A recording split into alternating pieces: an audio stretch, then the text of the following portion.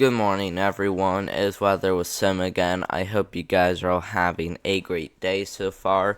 And in today's video, we're going to be going over these weather alerts, mainly the dense fog advisories and flood watches. And then we're also going to be going over the threats for severe weather, okay? So we're definitely going to have to watch those areas very closely that do have the threat for severe weather. So first of all, as you guys can see, we do have a bunch of weather alerts across much of the United States, at least much of the central United States. Mountains area pretty clear with just some dense fog advisories along with some winter weather advisories, but mainly the central United States into the eastern United States either dealing with flood warnings, flood watches, or dense fog advisories. So we're definitely going to have to watch a lot of these areas very closely. So if you do live in a dense fog advisory, make sure you are driving with your headlights on, guys. In much of these states like Indiana, Illinois, Missouri, Iowa, heading into Nebraska, much of Kansas, back to much of Oklahoma, back to a lot of Texas, and then into Arkansas, into much of Tennessee and Kentucky, and then back through Ohio, Pennsylvania, Michigan, Montana. Montana isn't included in a dense fog advisory, actually. I guess I thought it was, but it's not. But North Dakota, South Dakota, and Minnesota, and as well as Wisconsin, all included in a threat for dense fog, okay, guys? Dense fog can definitely cause pretty big issues, so definitely make sure you're driving safe out there. Now, I did forget to pull up the Storm Prediction Center, but we can just do this, so all we gotta do is this and then go to it. So now if we look at your Storm Prediction Center outlook, as you guys can see for today, this is day one. As you guys can see, we do have a marginal risk for severe storms, mainly across Louisiana, much of Alabama, heading into the Panhandle of Florida, and then back to parts of Mississippi. So this will be something to watch very closely, but we even have an isolated general risk for thunderstorms across southern Utah, northern Arizona, and then back through a little bit of Nevada. But we're mainly going to be watching this area right here. We definitely could see a change with this marginal risk, but we'll still see what really happens, okay? We'll have to see what happens. And now for your tornado threat, as you guys can see, you do have a 2% chance for a tornado across almost this entire marginal risk. Doesn't include places like Jackson, but Jackson will still be included in the hail threat or the wind threat, but we'll see if there's a hail threat, but main concern will be wind. Hail threat, there's actually no hail threat, but wind threat. Okay, Jackson, Mississippi is included in the hail or the wind threat rather, but even though we don't see a hail threat, we still could watch for at least some hail because severe storms are capable of producing hail a lot of times. So even though we don't have that threat, I would still really watch for some large hail along with some damaging winds and possibly a brief tornado. But main concern will be damaging winds and tornadoes, so make sure to keep an eye on that if you can. And then on day 2, as you guys can see, no threat for severe weather, just a widespread general risk across the south. And then on day 3, as you guys can see, we do have a threat for severe storms across Montgomery heading into places like Georgia. So this will definitely be another day to watch very closely. We can't rule out some extends of the slight risk. We're not talking severe storms up to the north. I'm pretty sure this is only going to be staying down here to the south, but this is still going to be something to really watch for as we do head into Saturday. So this is definitely going to cause some weekend disruptions, and so definitely be aware of that.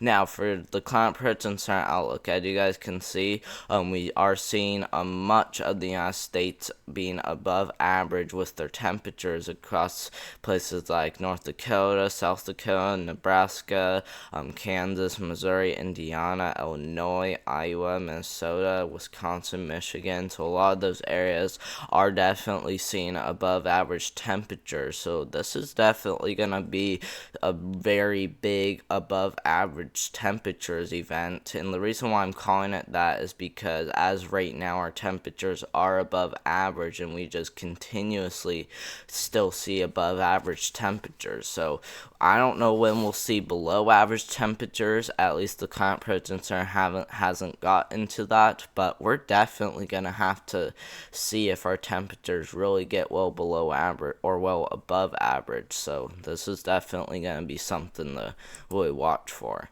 Now for the 8 to 14 day outlook, as you see, same story. Nothing really changes besides maybe some cooler air moving in from the west and could move across the country, but still continue to see above average temperatures across the same areas I already said on the other outlook.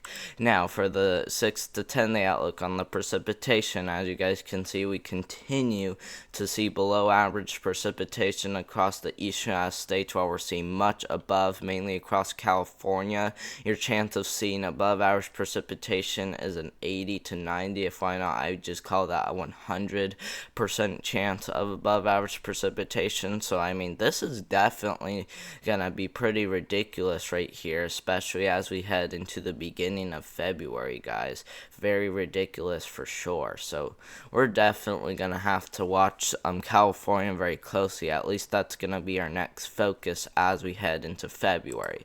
Now for the 8 to 14 day outlook, as you guys can see, we do continue to see above average precipitation across much of the same areas, including Arizona, which is a desert, but we are seeing above average precipitation there. So definitely be prepared for flash flooding if you do live in Phoenix, Arizona, heading into Nevada, back to much of Southern California, and then even maybe a little bit down here into the let's just call it the panhandle of New Mexico, this little square down here, that the very southern part of New Mexico down here. So I just like to call that the panhandle part because it's isolated from the rest of the state, but the very southern part of New Mexico is included in a threat for some flash flooding, I would probably say, depending on how these storms play out. So I would definitely watch for flash flooding there as we head into the beginning of February. Now, if we look at your guys' excessive rainfall outlook, as you guys can see for day 1, which is today, we do have a slight risk for flash flooding across a pretty big area of the United States. So definitely an area that we do need to watch still. And then for day 2, which is gonna be for Friday into Saturday, which will be for tomorrow, and as you guys can see, we do have a threat for flash flooding mainly across Oklahoma and Texas. Just gonna stay marginal, I think. Can't rule out an upgrade to a slight risk, but just gonna stay marginal. But then over here down to the south, we do have a slight risk for flash flooding mainly across New Orleans, heading into a little bit of Georgia over here, so including Columbus, Georgia. So we're definitely gonna have to watch very closely for tomorrow and even the day after tomorrow, because I do guys see for after tomorrow we do have another big threat for flash flooding. Thankfully it is staying marginal, but it definitely is pretty widespread, so we're definitely gonna have to watch for more rainfall across these areas. At least that will be one of the big concerns to watch for. Then on day 4, just the northwest United States, it's pretty much just west of Seattle needs to watch for flash flooding. And then on day 5, same story, with not even any threat for flash flooding across the United States. So I mean, this area just seems to see its own flash flooding. Okay, it just seems to see its own flash flooding across this area right here. So it is pretty interesting to see just one very small area continue to see flash flooding. So we're definitely going to have to watch that area west of Seattle.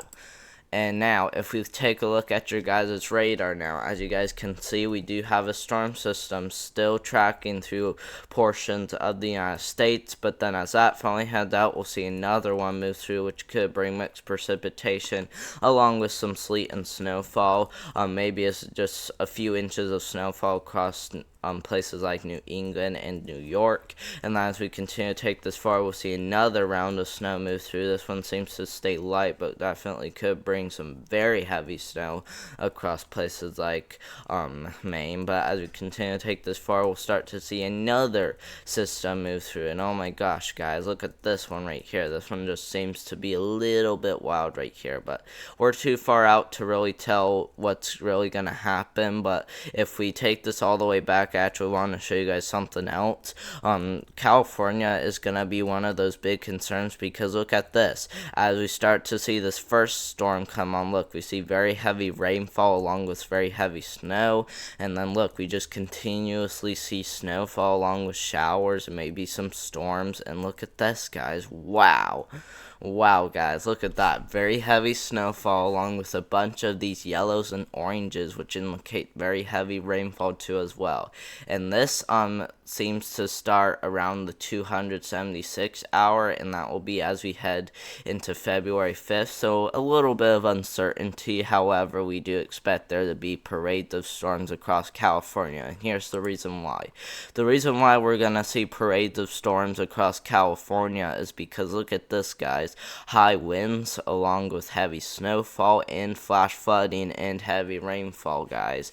That is a big area that we do need to keep an eye on. So heavy rainfall along with high winds and heavy snowfall. So California mountains will get, like, I guess obliterated, because look at this, guys. California mountains gonna see high winds, going to see some heavy rainfall and very heavy snowfall. Thankfully not included in a threat for flash flooding, because that's what those gray colors mean, but still going to get hit hard, guys. Hit very hard. So we're definitely gonna have to watch these areas very closely as we head from February 2nd to February 7th. And look at this over here, guys. We could continue to see flash flooding across portions here of the Deep South. So this will be another big concern as we head into the beginning of February. But thank you guys very much for watching. Hope you guys did enjoy this video. This video probably was pretty short, but it definitely was something we still had to take a look at, because I mean, the main concern is a bunch of storms hitting California pretty hard, guys. That's what's going to be the main concern as we do head into February, or even the next week. But as we head into February, that's when we're going to have to watch for high winds, heavy snowfall, flash flooding, and very heavy rainfall. But thank you guys very much for watching, and I'll do one tomorrow.